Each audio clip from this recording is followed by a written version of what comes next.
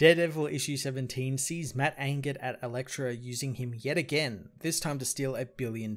He's angered since for a brief moment he felt like Robin Hood, finally doing some good, but now Elektra might have tainted his path. But he knows that it is still his path and he will continue on it. He goes to see Mrs. Carraro, Joey's mother, who thinks something is wrong. Matt however says that everything is good, but wonders if she has heard the news about an anonymous benefactor giving small businesses in the area money, businesses like his law practice. He tells her that it doesn't seem right that he keep the money, so he wants her to take it. Mrs. Carraro however says that she knows Matt Murdock is Daredevil, and she knows that Daredevil killed her other son. She knows he was on a terrible path in life, and she knows what happened was a mistake on Matt's part, since she can see the regret in Matt's face. Consoling Matt, Mrs. Carraro says that he's obviously punishing himself, and he should, since it's only fair since her heart is broken and he made a mistake, but she knows he helps good people, so she forgives him. Elsewhere, Hammerhead beats a man for beginning to deal drugs on his own, knowing Izzy doesn't look kindly at the drug craze and he deserves a cut. Izzy soon arrives, calling Hammerhead greedy since he took the kitchen from her and now he's ripping people off. Hammerhead finds Izzy's criticism ballsy now that she's his lieutenant, but Izzy says that she refused his offer. She talks about the bar, but Hammerhead says that he doesn't own it, and Izzy says that if he did, he would have noticed a sizable money deposit into his bank account, something Izzy got multiple times thanks to owning many of the businesses in Hell's Kitchen. Hammerhead wonders what she will do with the money, and Izzy says that she thought about taking him out, revealing that she bought Hammerhead's men, who turn on him, shooting and killing the criminal. At Nelson and Murdock, Foggy learns it was Matt behind the money, as well as Elektra's involvement in the wealth being redistributed. Matt tries to explain he's figuring things out and finding his way and being a smarter hero. Foggy isn't too impressed however, telling him to just be a lawyer and help people that way, but he won't since he's addicted to danger. Matt admits that he has made mistakes and he's there to tell Foggy that it's all over and he's not Daredevil again, but this time he is something different. Foggy doesn't want to hear it since where he stands, it's all still the same. Leaving the office, Matt runs into Edmund, who is suspicious of all the free money raining down on Hell's Kitchen. Edmund says that there isn't such thing as free, wondering where that money came from since wherever it did, the bill's gonna come due eventually. He reveals that he has set up a protest outside of the police station next week, since he knows that none of the cops are patrolling the kitchen anymore and are stoking a gang war. Edmund takes his leave, saying a lawyer would be really helpful at the protest. Heading through the street, Matt wonders if there will be blowback from the Stormwinds from this, but he needs to know more about the family. He heads to a church, meeting with Sister Elizabeth, who wonders where he has been. Matt says that he is trying to figure himself out and where he is needed. He says that he finds it kind of her to listen to him,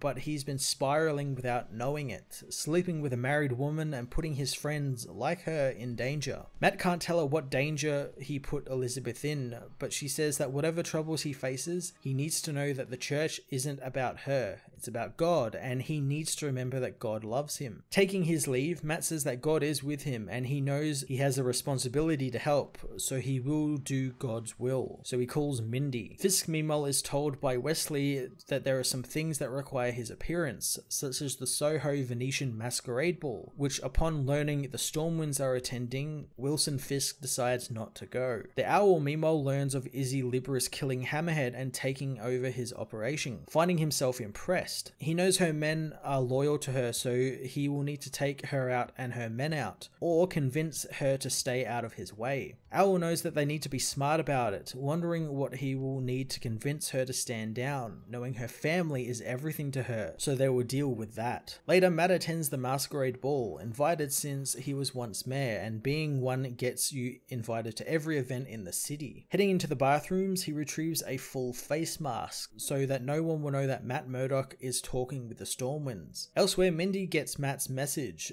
telling her that he cannot see her again and this will be his final message. Soon she runs into her husband, who says that everything is okay now. Mindy however doesn't think so, and they're in more danger now than ever after what Izzy pulled. Soon her daughter alerts her to 3 masked men who plan on kidnapping them. The masked Matt meanwhile works his way through the party crowd, confronting the Stormwinds and their security. Matt introduces himself as a concerned citizen, which the Stormwinds take to mean he's a journalist. Quinn says that the man doesn't doesn't strike him as a journalist since he stands too straight and he wears the tuxedo like a second skin. Matt says that he's there for Hell's Kitchen and how despite its new money, it's going unpoliced during a war. Quinn wonders what the man is implying since he and his sister are just business people and what he's describing sounds a little like politics. Quinn soon threatens Matt, saying that if he spreads a story about them, he will kill everyone who he has talked to, and Uda says that if the story goes to the media, they will just buy the media if they don't already own it. Quinn says that they did have a Hell's Kitchen proposal cross their desk, and it was to drive the crime rate up, making real estate prices drop so they could swoop in, pick it all up for cheap, and then revitalize for a profit. But they barely looked at it. Quinn knows that Matt is the one who stole from them as punishment, thinking they had nefarious plans to ruin the kitchen. As they've been talking, all of the party guests have been ushered out of the room, leaving Matt to be surrounded by the Stormwind's security, whom he quickly dodges and attacks, escaping out of the ballroom and up onto the roof, where his phone begins ringing. Answering it, he finds it's Mindy, who tells him that the owl hit the family again, this time taking her daughter Belle. The Stormwind's Mimo leave the bull, knowing that they need to expedite the Hell's Kitchen plan and they should probably bring in the man they put on retainer, Bullseye. Daredevil issue 17 was a goddamn amazing issue as Matt deals with the fallout of Elektra screwing him over yet again. I love that Matt continued to blame himself for everything, and even confronted by the mother of the man he killed, he didn't know what to do when they forgave him. It's kind of that whole self-hating Catholic in him, and it's great to see him take that on as kind of a punishment, like her forgiving him is his punishment. That's really cool. It's a brilliant bit of character development that helped reaffirm him on his path he's on now. I'm very much looking forward to Matt facing off against the Stormwinds, as well as Bullseye making a return to the comic, which was a really nice surprise there at the end and really clever way of putting him in there. I'm going to give this issue a 10 out of 10.